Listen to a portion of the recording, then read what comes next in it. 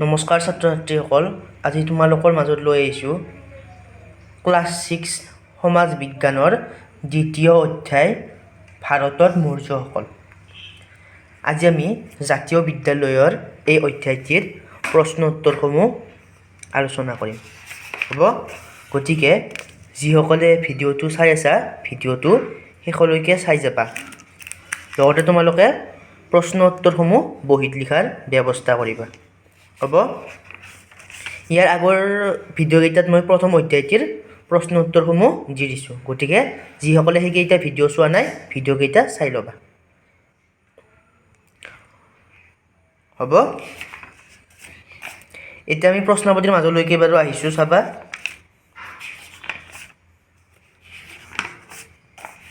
এইটো অনুশীলনী হয়। অনুশীলনী আৰম্ভ কৰাৰ আগতে তোমালোকক এটা কথা কৈ লৈছোঁ, যিবিলাকে ভিডিঅ'বিলাক চাই আছা প্লিজ তোমালোকে চেনেলটো ছাবস্ক্ৰাইব কৰি ল'বা। চোৱা, 1 নম্বৰ কুৱেশ্যন কি দিয়া আছে, কেৱল উত্তৰ দিয়া। ক নম্বৰ কি দিয়া আছে, চন্দ্ৰগুপ্তই প্ৰতিষ্ঠা কৰা বংশটোৰ নাম কি? চোৱা, চন্দ্ৰগুপ্তই প্ৰতিষ্ঠা কৰা বংশটোৰ নাম মৌৰ্য বংশ। খ নম্বৰ কি দিয়া আছে, সাম্ৰাজ্য স্থাপনত চন্দ্ৰগুপ্তক সহায় কৰা ব্যক্তিজনৰ নাম কি আছিল? চাবা, সাম্ৰাজ্য স্থাপনত চন্দ্ৰগুপ্তক সহায় কৰা ব্যক্তিজনৰ নাম চাণক্য আছিল। খ নম্বৰ উত্তৰ। গ নম্বৰ কি দিয়া আছে, অমিত্ৰঘাট উপাধি কোনে লৈছিল?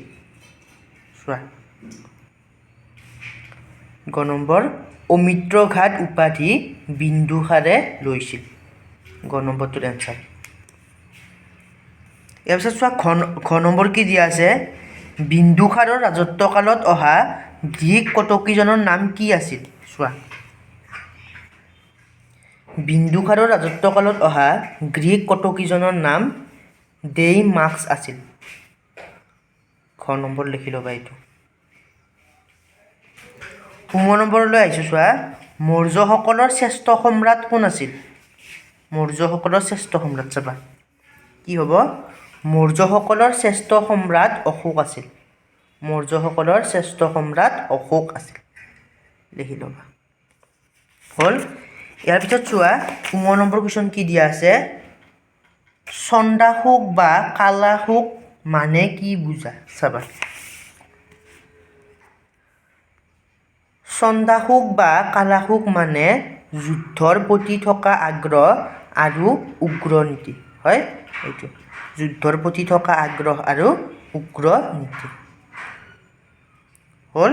ইয়াৰ পিছত চোৱা কি আছে, ইণ্ডিকা আৰু মুদ্ৰাৰাক্ষস কোনে কোনে ৰচনা কৰিছিল? চাবা, কি দিছোঁ মই, ইণ্ডিকা মেগাস্থিনিছে আৰু মুদ্ৰাৰাক্ষস বিশাখাদত্তই ৰচনা কৰিছিল। দ্বিতীয় নম্বৰ এনচাৰ লিখি ল'বা। হ'ল। ইয়াৰ পিছত আছে, চাবা এবাৰ কি কুৱেশ্যন আছে, বৰকেজ নম্বৰ, মৌৰ্য শাসন ব্যৱস্থাত কৰ সংগ্ৰহ কৰা বিষয়াজনৰ নাম কি আছিল? চাবা, মৌৰ্য শাসন ব্যৱস্থাত কৰ সংগ্ৰহ কৰা বিষয়াজনৰ নাম সমাহৰ্তা আছিল। বৰকেজ নম্বৰ এইটো এনচাৰ হ'ব। ইয়াৰ পিছত চোৱা কি আছে,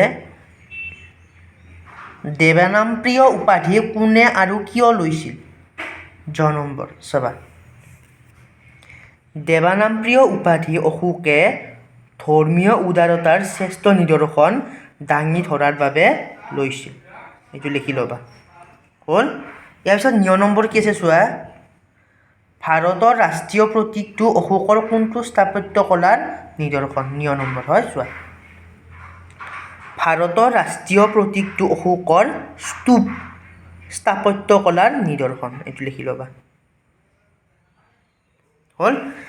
এইবাৰ আহিছোঁ তোমালোকৰ 2 নম্বৰ কুৱেশ্যন। চোৱা, খালী ঠাই পূৰ কৰা। ইয়াত কি কি দিয়া আছে, ক, খ, গ, ঘ, ঙ। কুৱেশ্যন কেইটা পালে তোমালোকে কিতাপতে চাই লোৱা, এনচাৰ কেইটা মই দি আছোঁ বাৰু। হ'ব, এইকেইটা খালী ঠাই পূৰ কৰা। চাবা, ক নম্বৰটো কি দিয়া আছিল যে ইজিপ্তৰ ৰজা দেচেও কটকী পঠাই বিন্দুসাৰৰ লগত বন্ধুত্ব স্থাপন কৰিছিল। ইজিপ্তৰ ৰজা কোনে? টলেমিয়ে, হয়নে? খ নম্বৰটো কি দিয়া আছে অশোকে দেশ নীতি এৰি দেশ নীতি গ্ৰহণ কৰিছিল। অশোকে কি? ৰণ ভেৰি ঘোষ নীতি এৰি ই ধৰ্ম ভেৰি ঘোষ নীতি গ্ৰহণ কৰিছিল। এইটো খ নম্বৰটো। গ নম্বৰ কি দিয়া আছে চন্দ্ৰগুপ্ত মৌৰ্যই ৰাজধানী দেশ প্ৰথমবাৰৰ বাবে পৌৰ শাসন ব্যৱস্থাৰ প্ৰৱৰ্তন কৰে। ক'ত? পাটলিপুত্ৰত, হয়। খ নম্বৰ কি দিয়া আছে দেশৰ ওপৰত লগোৱা কৰেই আছিল মূলতঃ মৌৰ্য সাম্ৰাজ্যৰ ৰাজহৰ মূল ভেটি। ইয়াৰ ওপৰত মাটিৰ ওপৰত লগোৱা কৰ, হয়নে? ঙ নম্বৰ কি দিয়া আছে দেশ বিধি বিধানৰ ওপৰত নিৰ্ভৰ কৰি ন্যায়ৰ ৰায় দিছিল। কিহৰ ওপৰত ভিত্তি কৰি? প্ৰচলিত প্ৰথা, সামাজিক ৰীতি নীতি, ধৰ্মীয় বিধি বিধানৰ ওপৰত ভিত্তি কৰি, হয়। এইকেইটা হ'ব 2 নম্বৰৰ এনচাৰ।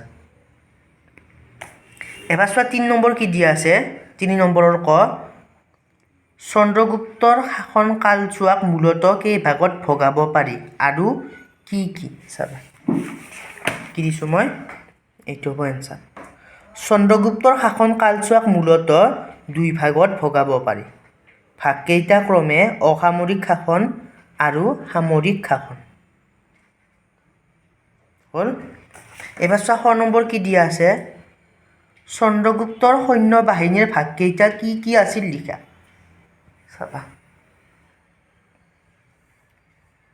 চন্দ্ৰগুপ্তৰ সৈন্য বাহিনীৰ ভাগকেইটা হ'ল পদাতিক 2 নম্বৰ, অশ্বাৰোহী 3 নম্বৰ, হাতী 4 নম্বৰ, ৰথ আৰু 5 নম্বৰ নৌ বাহিনী। এইকেইটা আছিল চন্দ্ৰগুপ্তৰ সৈন্য বাহিনীৰ ভাগ। এইকেইটা লিখি ল'বা, হ'ব। ইয়াৰ পিছত চোৱা গ নম্বৰ কি দিয়া আছে অশোকৰ ধৰ্ম প্ৰচাৰৰ মূল লক্ষ্য আৰু নীতি কি কি আছিল। গ নম্বৰ, হয়। চোৱা কি হ'ব এনচাৰ অশোকৰ ধৰ্ম প্ৰচাৰৰ মূল লক্ষ্য আছিল বিশ্ব কল্যাণ আৰু বিশ্ব শান্তি। তদুপৰি মূল নীতি আছিল দয়া, দানশীলতা, নম্ৰতা, সততা, সাধুতা। এইকেইটা আছিল অশোকৰ আকৌ মূল নীতি আৰু মূল ধৰ্ম। লিখি ল'বা এইকেইটা। হ'ল। এইটো আছিল গ নম্বৰৰ এনচাৰ। এবাৰ চোৱা ঘ নম্বৰ কি দিয়া আছে অশোকে ধৰ্মৰ প্ৰচাৰৰ বাবে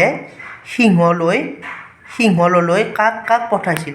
ঘ নম্বৰ কুৱেশ্যন, হয়। চাবা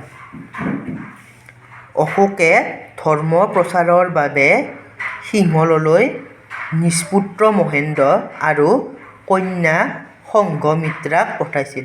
কাক কাক পঠাইছিল? নিজপুত্ৰ মহেন্দ্ৰ আৰু কন্যা সংঘমিত্ৰাক পঠাইছিল, হয়। এইকেইটা আছিল আজিৰ এনচাৰ, মানে 3 নম্বৰৰ এনচাৰ, হ'ব।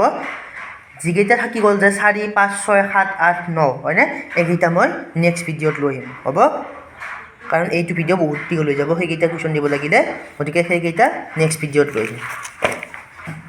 গতিকে তোমালোকক আকৌ এবাৰ কৈছোঁ যদি চেনেলটো চাই আছা প্লিজ ছাবস্ক্ৰাইব কৰি ল'বা, হ'ব। আৰু যদি কিবা সুধিব লগা আছে মোক কমেণ্ট কৰি তোমালোকে জনাই দিবা।